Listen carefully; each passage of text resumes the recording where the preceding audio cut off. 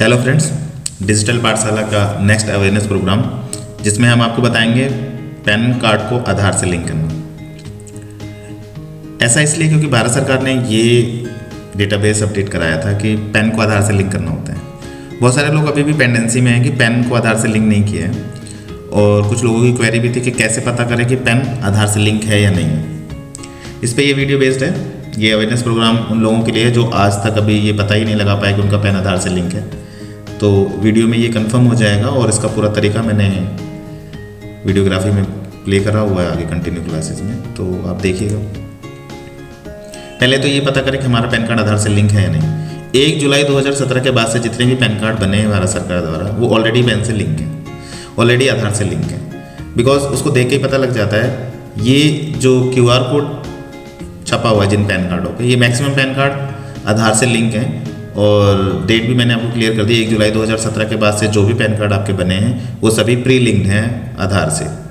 अब वो pan card जो इस डिज़ाइन के हैं, पुराने मॉडल के, जिन पे ये भारत सरकार का स्टिकर लगा हुआ है, ये पैन कार्ड उन लोगों के जो टैक्स नहीं भरते हैं, जिनको पैन कार्ड की बहुत कम ज़रूरत पड़ती है, सिर्फ बैंक में देने के लिए होता है, उनको नहीं पता लग पाता है कि उनका पैन कार्ड आधार से लिंक है। अगर वो टैक्स पे करते हैं तो उनका ऑलरेडी लिंक होगा, क्योंकि उनका CA या जो टैक्स पेयर है वो ऑलरेडी आधार पैन से लिंक करके ही वो टैक्स पे कर रहा होता है। बट अगर आप टैक्स पेयर नहीं हो और आपके पास ऐसा पैन कार्ड है पुराना वाला, तो इसका मतलब है कि आपका पैन आधार से लिंक नहीं है। इसको चेक करने के लिए आप वेबसाइट पे जाके अपना पैन वेरिफिकेशन कर सकते हैं कि वो लिंक है या नहीं है। तो पुराने वालों को ज़रूरत है कि वो वेरीफाई कर लें।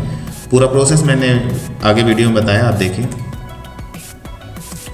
पैन को आधार से लिंक क्यों किया जा रहा है?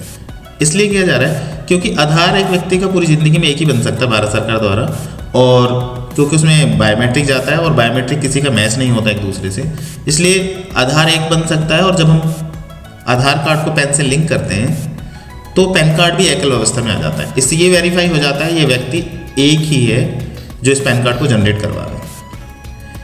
एक व्यक्ति अपने जीवन काल में एक ही पैन कार्ड बनाए, भारत सरकार ऐसा चाहती है। ये आधार लिंक होने से आसानी हो जाती है, क्योंकि आधार व्यक्ति का एक ही होता है पूरे भारत में, और पैन कार्ड भी एक ही बन पाएगा अगर लिंक हो जाएगा। दो पैन कार्ड बनवाने से टैक्स की चोरी होती है। एक ही व्यक्ति 2 पैन कार्ड बनवा के अलग अलग टैक्स डिवाइडेंस का फ़ायदा उठा लेता है। इसीलिए भारत सरकार चाहती है कि पैन कार्ड को आधार से लिंक किया जाए।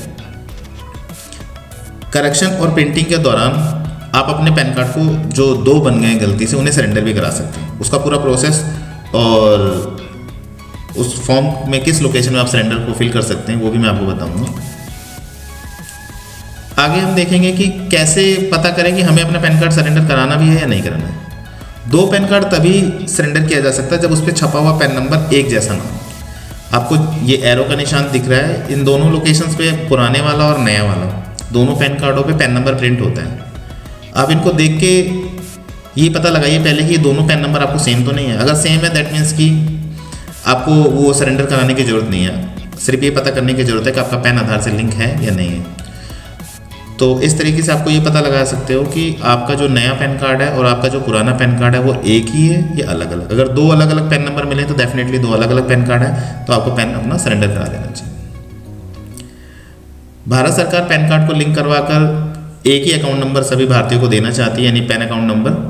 उसके बाद जो है इनकम टैक्स डिपार्टमेंट किसी व्यक्ति को एक से अधिक पैन कार्ड ना बन जाए, इससे रोकने के लिए भी आधार को लिंक कराया जाता है। यदि किसी का पहले भी बना होता है तो वह अप्लाई करते समय पता लग जाता है कि उसका पैन कार्ड पहले बना हुआ है या नहीं, तो डबल पैन कार्ड बनाने की ज़रूरत पड़ती नहीं है। अब आप देखिए, ये पैन करेक्शन का फॉर्म है।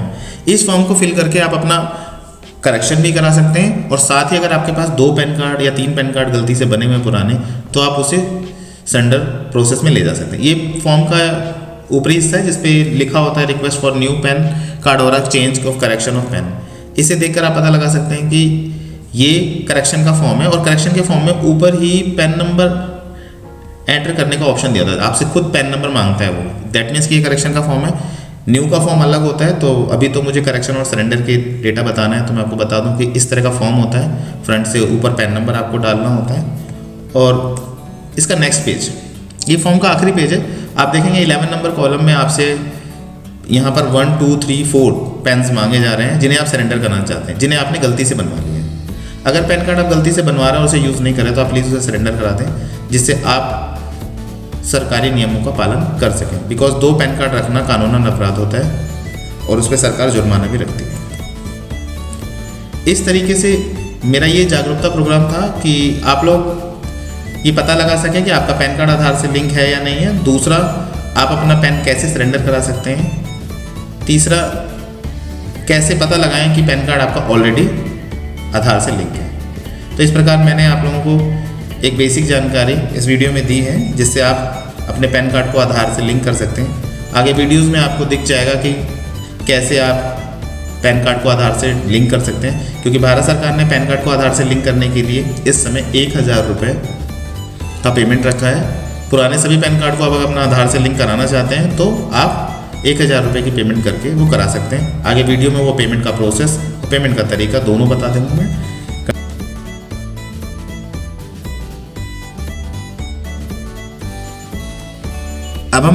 अब हम वेबसाइट पे देखेंगे लिंक पैन कार्ड कैसे करेंगे। तो हम लिंक पैन कार्ड पे पहले क्लिक करते हैं और अपना पैन नंबर यहाँ फिट करते हैं। पैन नंबर फीड करने के बाद फिर हम अपना आधार नंबर इसमें फीड करते हैं और लिंक प्रोसेस को आगे बढ़ाते हैं। जैसे हम आधार नंबर फिल करते हैं तो कंटिन्यू करते हैं इसको वैलिडेट करके। वैलिडेट करते आपके पास पहले पेमेंट का ऑप्शन आएगा। फर्स्टली भारत सरकार इस पर पेमेंट कराती है, तो दोबारा पैन नंबर कन्फर्म करवाती है और आपका मोबाइल नंबर वेरीफाई करवाती है। ऐसे केस में आपका आधार रजिस्टर्ड नंबर हो तो बहुत अच्छी बात होती है, वेरिफिकेशन आसान हो जाती है।